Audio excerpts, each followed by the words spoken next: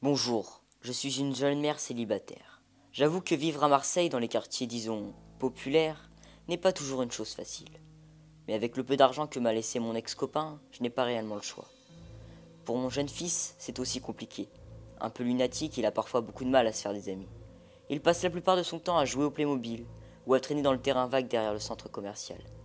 Ce n'est pas très hygiénique, mais je n'ai pas le courage de l'arracher à ses aventures. Dernièrement, il me rapportait parfois une ou deux pierres à la fin de sa journée, venant tout droit du terrain vague. Je n'ai pas trouvé ça étrange. Qui, enfant, n'a pas collectionné des cailloux, après tout?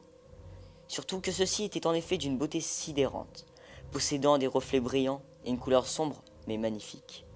Il s'amusait tant avec, même s'ils étaient sales. C'est vrai, mais c'était tellement mignon de le voir ainsi. Quelle mère empêcherait son fils de s'amuser? À la fin du mois, il avait une vingtaine, tous de la même couleur sombre. Mais ces pierres m'intriguaient. Je n'en ai jamais vu aucune de la même couleur.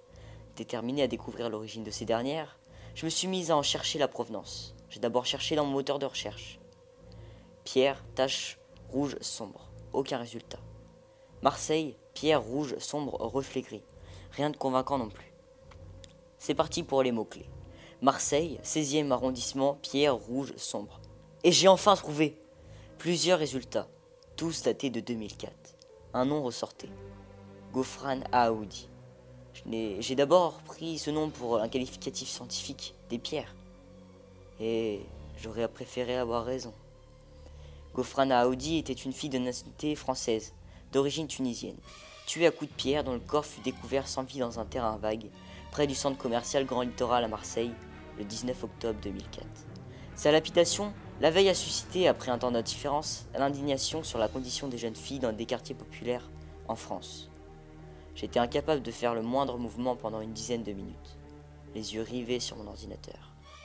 Puis, mon regard s'est retourné vers mon fils, jouant avec le rose caboché. Je ne sais pas quoi faire. Je peux livrer les cailloux à la police, je le sais, mais après tout, quelle mère empêcherait son fils de s'amuser ?